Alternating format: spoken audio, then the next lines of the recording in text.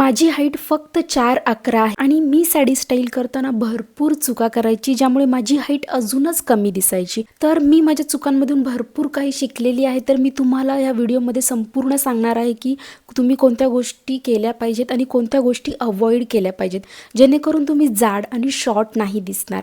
तर तुम्ही हा व्हिडिओ शेवटपर्यंत बघा. मी संपूर्ण माहिती सांगणार आहे आणि तुम्हाला काही चांगल्या टिप्स सुद्धा देणार आहे. तर सगळ्यात पहिली गोष्ट, साडीच्या बॉर्डरचा थिकनेस बघा. जर आपल्या साडीची बॉर्डर जाड असेल तर आपण हेवी आणि ब्रॉड दिसतो आणि हाईट अजूनच जास्त कमी वाटते.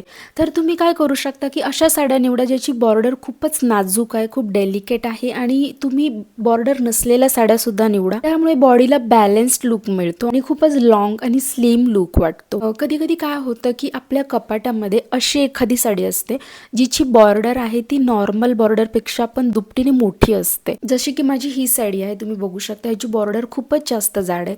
तर मी काय केलं, साडीला पिनअप करताना बॉर्डरला मधून फोल्ड केलं आणि फोल्ड करून अर्धी बॉर्डर मी आतल्या साईडला घातली. तर तुम्ही असं करू शकता. गरजेचं नाही की संपूर्ण अख्खी जाडच्या जाड बॉर्डर विजिबल व्हायला पाहिजे. आणि दुसरी गोष्ट, तुम्ही साडीचा जो पेटीकोट आहे तो हाय वेस्ट वरती बांधा, कारण की जर का लो वेस्ट पेटीकोट घातला तर तुमचं जो लोअर बॉडी आहे ती अजूनच छोटी दिसते आणि हाईट अजूनच कमी वाटते. मी खूप वेळा नोटीस केलेली आहे. जर मी लो वेस्ट साडी घातली तर लो वेस्ट पेटीकोट घातलं तर भरपूर प्रमाणात निर्या आणि साडी आतल्या साईडला खोचावी लागते आणि खूप जास्त बल्क क्रिएट होतो. तर तुम्ही हाय वेस्ट पेटीकोट घाला, खूप जास्त तुम्हाला फरक जाणवेल.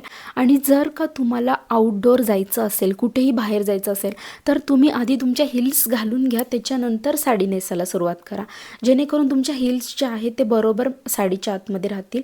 कारण की जर का तुम्ही साडी नेसल्याच्या नंतर हिल्स घातले तर तुमची साडी वरती अशी तरंगल्यासारखी वाटू शकते आणि तुमचे हिल्स विजिबल होतील, तर ते थोडंसं ऑकवर्ड दिसू शकतं. तर तुम्ही हिल्स घालून त्या हिशोबाने मग पेटीकोट घाला. तर तिसरी गोष्ट, साडीचे बॉर्डर मॅच होणारा फुटवेअर निवडा. तुम्ही जी पण तुमची हिल्स निवडाल ती तुम्ही साडीच्या कलरला मॅच नका करू, तर साडीची जी बॉर्डर असेल त्या कलरला मॅच होणारी फुटवेअर निवडा. सपोज कलर गोल्ड आहे, रोज गोल्ड किंवा सिल्वर कलर आहे, तर त्या कलरची फुटवेअर निवडा.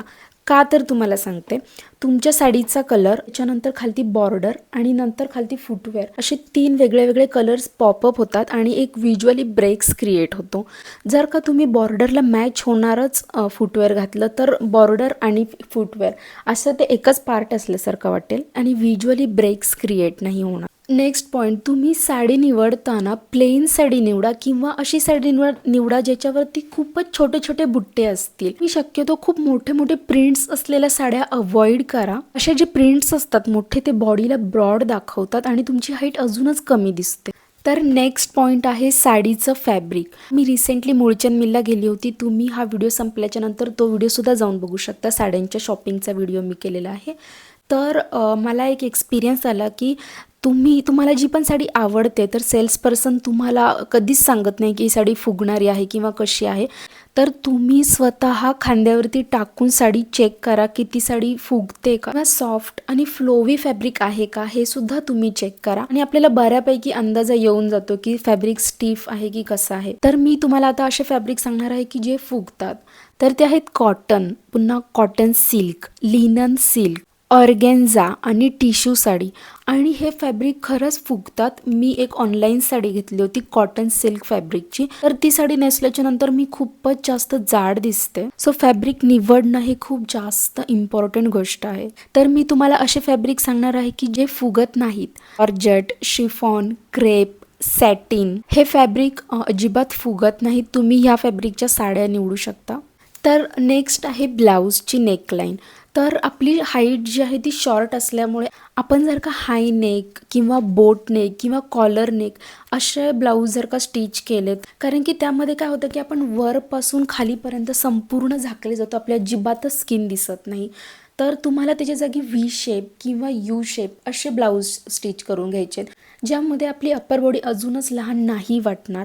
आणि दुसरी गोष्ट, जर का तुमच्या ब्लाऊज पीसवरती लाईन्स असतील तर तुमच्या हातावरती उभ्या लाईन्स येतील असे तुम्ही ब्लाऊज शिवा, किंवा तुम्ही आरी वर्क करायला जरी दिलं तरी उभ्या लाईन्स येतील अशा पद्धतीचं तुम्ही आरी वर्क करून घ्या.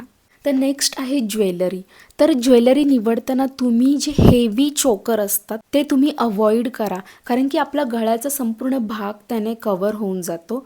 तर त्याच्या जागी तुम्ही काय निवडायचं आहे, तर तुम्ही शक्यतो ट्राय करा की जे लॉंग नेकलेस असतात तो ऑप्शन तुम्ही निवडा, जेणेकरून व्हर्टिकल लाईन क्रिएट होईल.